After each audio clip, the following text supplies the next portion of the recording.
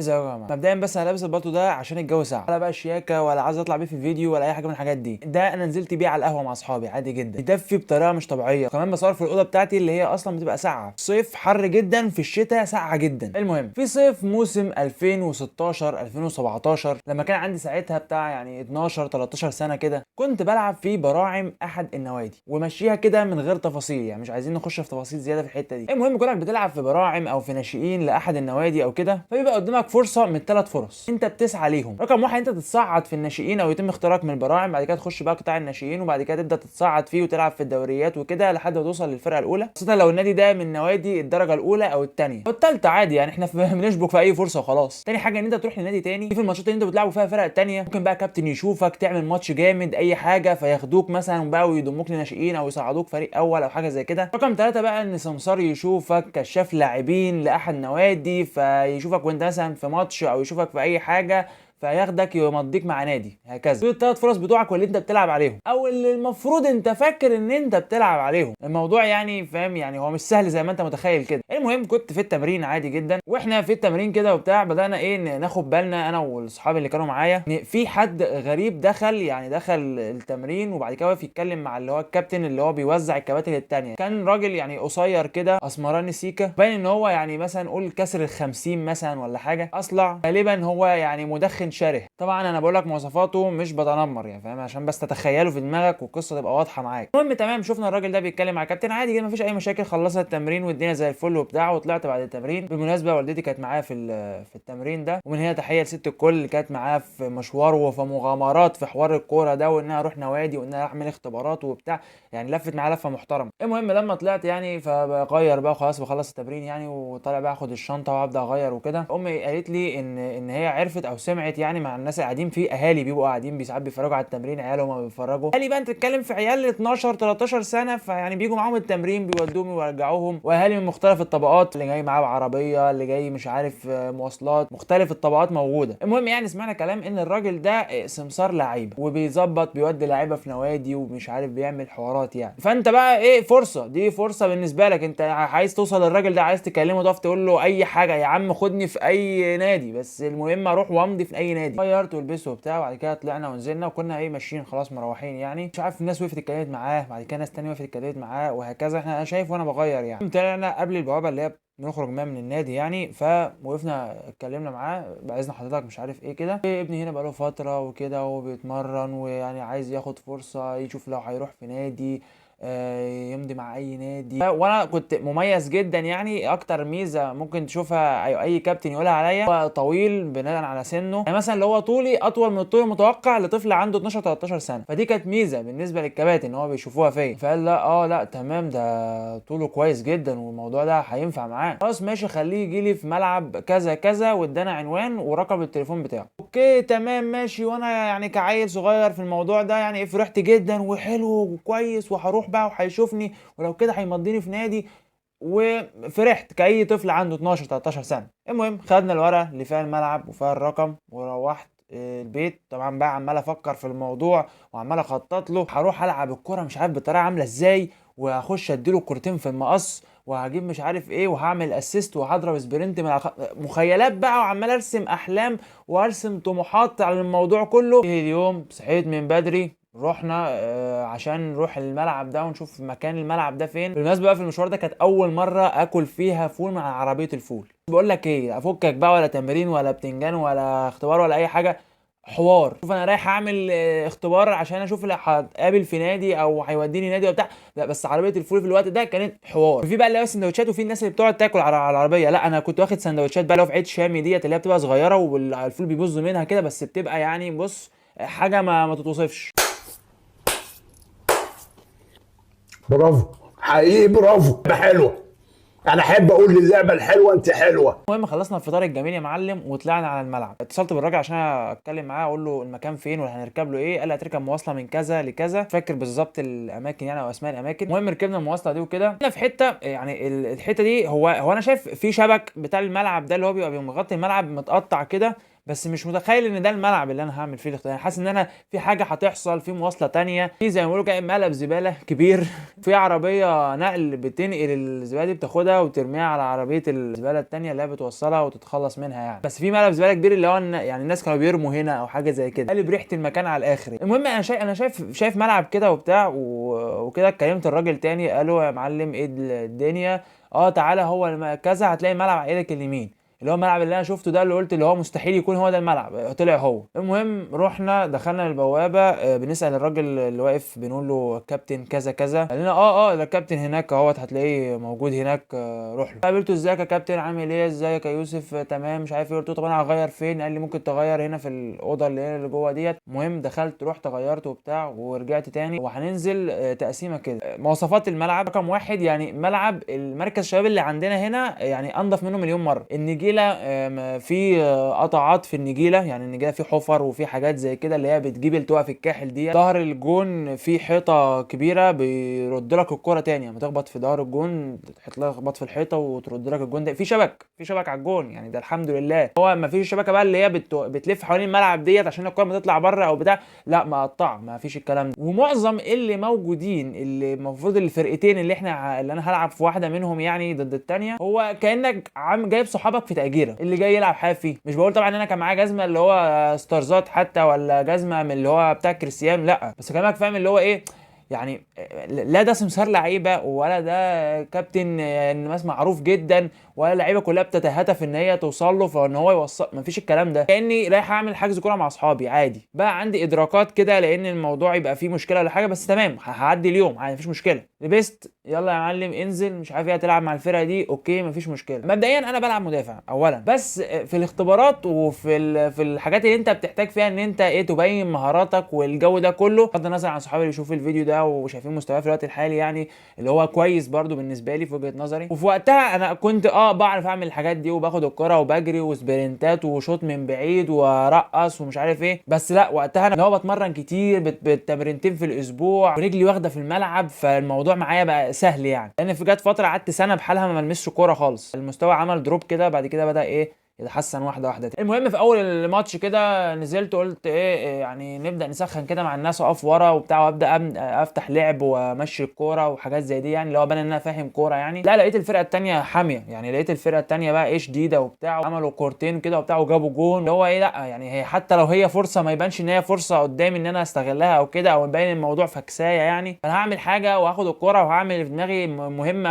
اطلع ان انا شكلي كويس وخلاص. خلاص بدات انت بقى بجري على كل كوره وبضغط جامد، بتاكل في اي كوره، مش مهم اللي قدامي ده بقى هيتصاب مش عارف ايه، انا هاخد الكوره وهجيبها وهعمل اللي انا عايزه. خدت الكوره في واحده كده وانا على الطرف على الخط، خدتها سبرنت بسرعتي ورحت عاملها بالعرض الواحد، راح حطها جون. ثانيه برده نفس الكلام من نص الملعب قطعتها ورحت مودي واحد كمان بانفراد جون. يمكن الكوره اللي انا جبتها جون اللي هي كانت الثالثه الاخيره ديت، تالتني رايح على الواد واحد قصاد واحد، قطعت الكوره ورايح واحد قصاد واحد، لقيتني ماشي ماشي ماشي، شفت ان انا لو حاولت ان انا اعدي او ارقص ممكن ما تجيش معايا، فرحت عادل وبوش رجلي راحت في المقص الجون التالت. ماتش جامد، ماتش اداء خرافي، حتى طالع العيال بتسلم عليا وجامد يا كابتن ومش عارف ايه وهكذا. ورحنا نقف مع الكابتن نتكلم معاه. الكابتن بدا معايا سرديه جميله جدا تفهمك ان انت خلاص، انت يعني انت هتمضي في ريال مدريد، لعيب حلو وكورته حلوه وسريع بيباص بسرعه، حتى جسمه كويس وطويل فينفع في نص الملعب ومش عارف ايه، وبيقطع الكره كويس ويباص ويستلم كويس، فتمام انا تمام، انا لحد دلوقتي انا معاك زي الفل. بس هو بس يعني ناقصه حته الرؤيه في الملعب، ويبقى عنده رؤيه في الملعب، خاصه ان هو يلعب على ملعب 11 وهو يعني ما لعبش كتير على ملعب ال11، فالرؤيه بتاعت الملعب دي هتختلف معاه شويه خاصه في مركز نص الملعب ده، فهو هيبقى محتاج يشتغل على النقطه دي شويه. طيب مبدئيا بسم الله الرحمن الرحيم، يعني الكلام بتاع الرؤيه والجو ده تقوله اللعيب عنده 20 سنه حاول ينتقل من نادي نيوكاسل لنادي كريستال بالاس في الدوري الانجليزي، تبدا تتكلم بقى في الرؤيه ومش الرؤيه والجو ده. انما واحد عنده 12 او 13 سنه، رؤيه ايه اللي هيكون اتعلمها في حياته؟ يعني انا لعيب جالك من الشارع، انا جاي لك من الشارع، تمارين شارع وبلعب كره في الشارع، فيعني ايه هي بقى الرؤيه دي اللي انا هكتسبها؟ ان دي حاجه مكتسبه، هي مش حاجه ربانيه، يعني مش موهبه انت بتكتسبها كده بتجيلك من عند ربنا، لا دي حاجه انت بتكتسبها من التمرين. فرؤيه ايه اللي هتجيلي بيه؟ اكيد هيبقى عندي مشكله في الرؤيه في الملعب. ثانيا الكلام ده ما ينفعش لاسباب كتير. رقم واحد، دي مهاره مكتسبه هكتسبها من التمارين اللي بتبقى في النوادي او بتبقى في الاكاديميات او بتبقى في قطاع الناشئين او بتدرب عليها، لازم اتدرب عليها لفتره طويله عشان اكتسب هكتسب المهاره دي. رقم 2، انا عندي 12 سنه جاي لك حرفيا زي ما بقول لك من الشارع، هيبقى عندي الرؤيه دي منين؟ هيبقى عندي الرؤيه دي منين؟ انا كويس ان انا بعرف استلم وباصي وعندي مهاره سرعه وقوه بدنيه والحاجات دي كلها حاجات تخليني كلاعب اقدر اقف في الملعب واقدر اشتغل واقدر ابقى ايه بوتنشال معاك كويس. انما جو رؤيه ومش رؤيه الحاجات دي هكتسبها لما اتدرب مع الفرقه، لما انزل مع الفرقه. رقم 3، لما يبقى عندي رؤيه في الملعب، امال المدرب اللي انا هروح اتدرب معاه ده ايه لازمته؟ هو معلش دلوقتي انا مش رايح منتخب مصر، انا رايح فرقه. لو انا دلوقتي همضي مع فرقه مش همضي مع المنتخب. المنتخب هو بيجيب اللعيبه جاهزه عارفه الاستلام والباص، بدوك هنحط الخطه والتكتيك اللي احنا نمشي عليه وتمام. انما النادي بقى في فتره اعداد وتاهيل، وبعد كده خطه احنا بنتدرب عليها وسيستم احنا ماشيين بيه، وهنلعب بقى ديفنس زون ديفنس بقى وندافع، ولا هنطير الجناحات باك رايت طاير وباك ليفت طاير. فده كله معتمد على مدرب النادي اللي انا هروح اتدرب معاه. والمعلوماتكم بس يعني انا مش هقول لك ان انا لعيب الفز والجامد وميسي بقى اللي بياخد الكره ويلم 3 4 لعيبه حتى في الوقت ده، لا طبعا. انا دايما بشوف نفسي ان انا لعيب بوتنشال، يجي مني ابقى حاجه، بس لازم حد يشتغل على القدرات اللي عندي دي، لازم في حد يوظفها كويس، لازم يبقى في مدرب في مانجر. انما انا مش ميسي، تمام؟ ميسي ده ما هو الموهبه الخرافيه اللي هو انت هتحطه في الملعب هيشتغل. 80% 95% يا سيدي من اللعيبه ما تبقاش ميسي، بتبقى لعيبه محتاج ان انت تشتغل عليها. ده اللي بيحصل بره في اوروبا وفي الدول، هو ده اللي بيحصل كده، ان هو لعيب ده بتخش الاكاديميات تستسلم على النظام الاكاديميه بتاع النادي اكاديميه مانشستر سيتي، لاماسيا في برشلونه، احنا ماشيين بتكتيك معين، فاللعيبه بتتدرب على التكتيك ده. المركز نص الملعب المدافع، فاذا انت بتبني الهجمه، ما فيش بقى تدافع بس وخلاص، لا لازم تكون بتعرف تلعب كوره، مدافع بتعرف تطلع الكوره، نص ملعب بتعرف تبني الهجمه ومع الفرقه وهكذا. لعيب مثلا ناشئ في الدوري الانجليزي ممكن تكلمه في الرؤيه وفي الكلام ده لان هو متدرب عليها في الاكاديميات بقاله سنين. انما احنا هنا لعيبه بقول لك جايين من الشارع، فيعني امال دور المدرب ايه بقى؟ طبعا كل الكلام اللي بقوله لك ده يعني انا فاهمه دلوقتي وانا مستنتجه دلوقتي في السن اللي انا فيه، انما وقتها انا كنت شايف ان هو كلامه صح جدا وان الراجل ده بيقول 100%، يعني الراجل ده شكله فاهم اكيد. فعلا حته رؤيه الملعب دي كانت غايبه عني. ازاي رؤيه الملعب دي ما اشتغلتش عليها؟ ازاي ما شفتهاش فيديوهات على اليوتيوب؟ المهم الراجل كمل قال فعشان بقى السبب بتاع رؤيه الملعب ده هيحتاج ان احنا نمضيه في نادي، النادي ده هيقعد فيه سنه، وبعد السنه ديت هيكون هو خلاص فهم مركزه في الملعب ولعب ملعب 11 اكتر من مره ولعب قدام ماتشات، وهو بقى وموهبته بقى، يعني لو هو كان جامد وثبت نفسه في الفرقه فنوادي تاني هتشوفه وهتاخده بقى تخطفه، او النادي يجدد عقده ويمضي له كمان سنه او سنتين كمان. انا كل الكلام ده بسمعه، انا بيس، انا معاك، انت بتتكلم صح، انا مش فاهم اي حاجه، او حد دلوقتي يعني فهمت بقى لما كبرت. طب يا عم الحاج ايه النادي اللي انا بقى همضي فيه ده عشان يعني اقعد فيه سنه او حاجه زي كده؟ نادي من احد النوادي اللي موجوده، مش عارف هو في الدرجه دلوقتي الثانيه الثالثه، اسمه على اسم مشروب غازي مشهور. طب يا عم كل الكلام ده لحد دلوقتي بيس، انا يا عم تمام معاك، انا ما عنديش رؤيه في الملعب، ماشي مضيني، المهم امضي مش مهم انا ما عنديش يا عم رؤيه في الملعب. راح قايل لك ايه بقى؟ اسمع بقى الجمله دي، هنحتاج بس يعني مبلغ بسيط كده عشان اعرف اخلص له الورق بتاعه واقدر ان انا اجيب له اوفر كويس من النادي والنادي يتعاقد معاه. المبلغ ده يتراوح من 3 ل 5000 جنيه. 5000 جنيه انت كام؟ طبعا 2016 2017 ما اعرفش ساعتها بقى هل المبلغ ده كان كبير ولا لا، بس انا وابويا وامي قالوا لي ساعتها ان انا عادي ممكن يدفعوا لي فلوس، مفيش مشكله، يعني هم ما عندهمش مشكله ان هم يدفعوا فيها الفلوس دي. اصلا لو هنيجي نتكلم بقى مبدئيا، انا ليه ادفع فلوس عشان العب كوره؟ يعني انا المفروض ان انا بلعب كوره عشان اخد منها فلوس، يعني انا عندي موهبه سيرفيس، دي خدمه اللي هي موهبه الكوره، او ان انت تلعب كوره تأدي وظيفه، دي الخدمه اللي انت بتقدمها للنادي، فالنادي بيديك فلوس قصاد الخدمه اللي انت بتقدمها له، عمليه بيع وشراء اهي. ليه بقى انا ادفع فلوس؟ عشان يعني انا مش هاخد كورس، انا رايح اقدم خدمه، كورسات انت تتعلم منهم وبعد كده تبدا تقدم الخدمه بتاعتك بعد ما تاخد الكورسات دي، تتعلم لغه ولا حاجه، فبعد كده تبدا تاخد فلوس. لا، العمليه هنا ان انا بقدم سيرفيس، فالسيرفيس اللي انت بتاخدها ديت تديني عليها فلوس. ليه بقى انا ادفع عشان العب؟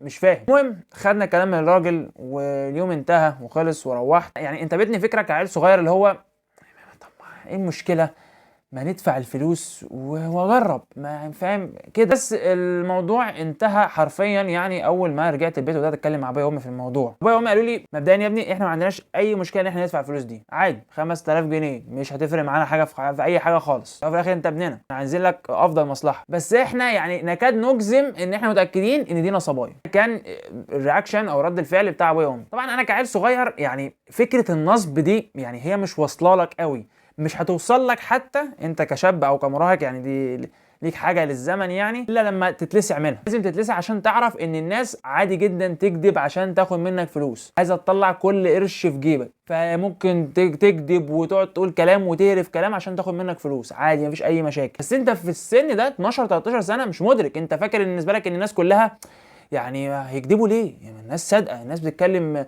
كلام صح. فانا شايف ان هو يعني تمام، يعني هي لو الدنيا بتمشي كده اي حاجه عشان امضي في اي نادي وابرز موهبتي وبتاع. بس لكن ابويا وامي اتكلموا معايا في الموضوع وقال لنا لا احنا شايفين ان هي نصبايه وخلينا نصبر للاخر. لما رحت التمرين بعدها كده لقينا الكابتن عمل تجميعه كده، الاهالي والناس قعدوا كلهم وبدأ يتكلم ببساطة والموضوع واضح جدا ان يا جماعة يعني اي حد بيطلب منك فلوس تدفعها له عشان يلعبك في نادي فده نصاب. ما اعرفش هو وصلت له المعلومه منين ما اعرفش هو عارف ان الراجل ده عمل حوار ولا لا، بس هو التمرين اللي بعدها راح متكلم في الموضوع ده، وان انت يا ابني ما ينفعش ان انت تدفع فلوس عشان تتعلم كوره، او ان انت تدفع فلوس عشان تمضي في نادي. المفروض هي الكوره اللي بتديك فلوس، المفروض بقى ان انت تبدا تاكل عيش من ورا الكوره، المفروض هي الكوره تبدا تصرف عليك، ما ان دي موهبه اللي انت بتقدمها. والله يا كابتن انت يعني انت كنت ماشي حد ورايا ولا ايه؟ انا مش عارف، بس هو اتكلم في الموضوع ده. وبعد كده لما سالنا اكتر من مره انا ووالدتي يعني في النادي ومع الناس وكده، عرفنا ان الراجل ده عمل الحوار ده اكتر من مره.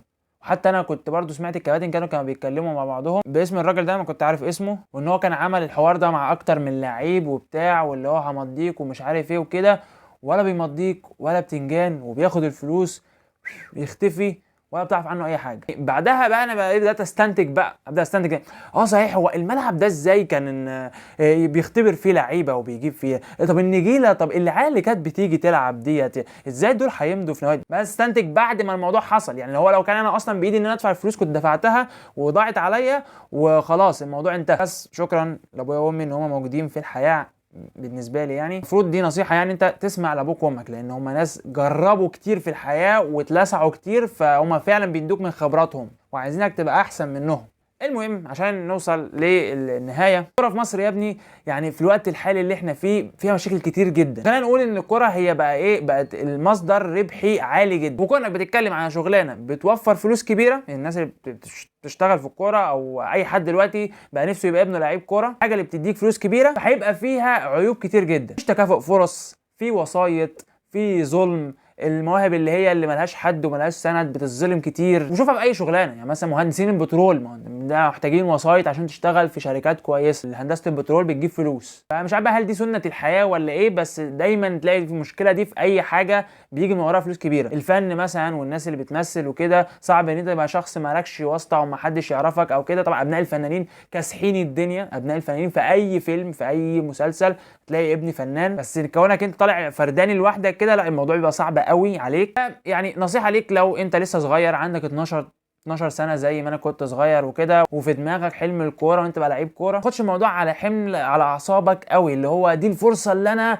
يعني فاهم ما ينفعش اضيعها ولازم. لا، عادي جدا تروح وتبقى انت اجمد واحد في الملعب وما تتاخدش، عادي جدا. قعدت بختبر 5 ولا 4 اختبارات ورا بعض في المقاولين عشان اقبل وما اتقبلتش برضه، فتمام. لو انت شايف ان انت موهبتك فذه، موهبه ابن لذينه ميسي في الكوره، فدوس في اختبارات، دوس في اختبارات في شكل كبير، بنسبه كبيره هتتاخد. بقى لو انت كنت زيي اللي هو شخص محتاج ناس تشتغل عليه او كده، تركز على الحاجات اللي بتساعدك ان انت يتم اختيارك. اشتغل على الحاجات البدنيه، يعني خليك بدنيا قوي واقف على رجلك، السرعه والقوه والجو ده اللي بقى سرو الكوره دلوقتي معتمد عليه بشكل كبير. طبعا مع الاساسيات يعني باص واستلام والحاجات دي، يعني مش هنتكلم في الحاجات دي. طبعا القصه اللي انا بحكيها لك ديت مش من القصص اللي هي كان فيها ظلم شديد جدا وكده، لا انا اتعرضت لحاجات تانية برضو كده، وفي ناس اتعرضت لحاجات اسوأ من دي في الكوره. بس يعني بحكي لك القصه بناء على ان ايه، بنحب القصص وانا بحب احكي القصص وطالع اتكلم وادردش معاك شويه، خاصه في حوار الكوره في مصر ده والمرحله من السوق اللي هي وصلت لها. في مواهب كتير بتظلم، يعني بغض النظر عن انا يعني اركن انا على جنب،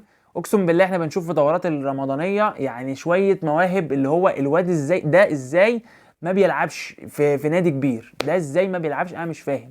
لو عجبك الفيديو وعجبتك القصه اللي احنا حكيناها واتكلمنا فيها ديت، فتكتب لي في الكومنت فورا يا معلم، يعني الموضوع ده هيفرق معايا جدا. ويا عالم في المستقبل ممكن نحكي قصه تانية لما كان هيتنصب عليا برضه في فلوس عشان امضي في نادي من النوادي اللي هي يعني في الدرجه في المتوسطات كده، في الدرجه الاولى في الدوري المصري، ولكن في اخر يوم وانا رايح للراجل يعني ربنا ستر واتلحقت. بس يا معلم ده كان كلامي في الفيديو ده، اشوفكم فيديو جاي، سلام.